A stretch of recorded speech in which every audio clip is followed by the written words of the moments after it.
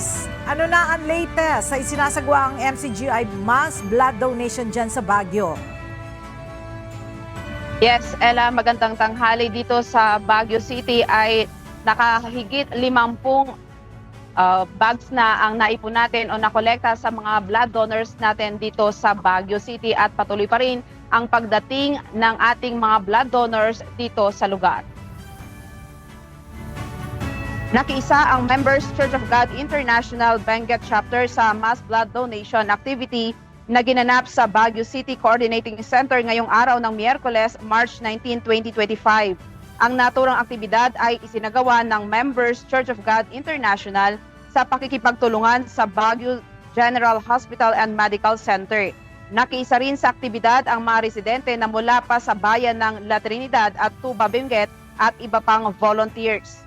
Ang aktibidad ay kaugnay sa pagdiriwang ng Grand Fiesta ng Diyos na layunin nito na makalikom ng sapat na supply ng dugo para magamit ng ating mga kababayan na may malubhang karamdaman at nangangailangan ng dugo upang madugtungan ang kanilang buhay. Ayon kay Cora Diaz, ang Blood Bank Supervisor ng Baguio General Hospital and Medical Center, sa isang araw madalas ay nakapaglalabas sila ng 50 bags ng dugo para sa mga pasyente na nangangailangan, kabilang na dito ang mga pasyenteng may sakit ng dengue, mga dinadialysis, cancer patients, mga nanganganak na kailangan ng dugo, na aksidente at iba pa. Every day we need at least 50 donors.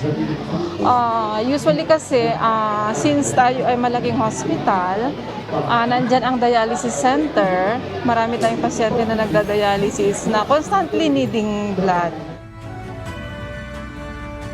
Ang Members Church of God International ay kaisa ng komunidad upang makatulong sa ating mga kababayan at makapaghatid ng iba't ibang serbisyo publiko na makakatulong sa ating mga kababayan.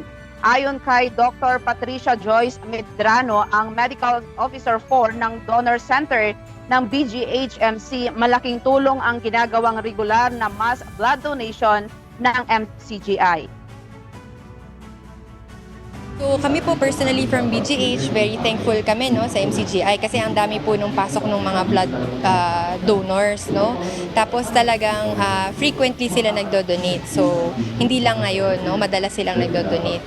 Yun po kasi ang importante na advocacy ng mga tao, yung palagi silang nagdo-donate. Sa ngayon nga, Ella, ay patuloy pa rin ang pagdating ng mga volunteers at masaya sila na sila ay makatutulong sa ating mga kababayan na nangangailangan ng dugo.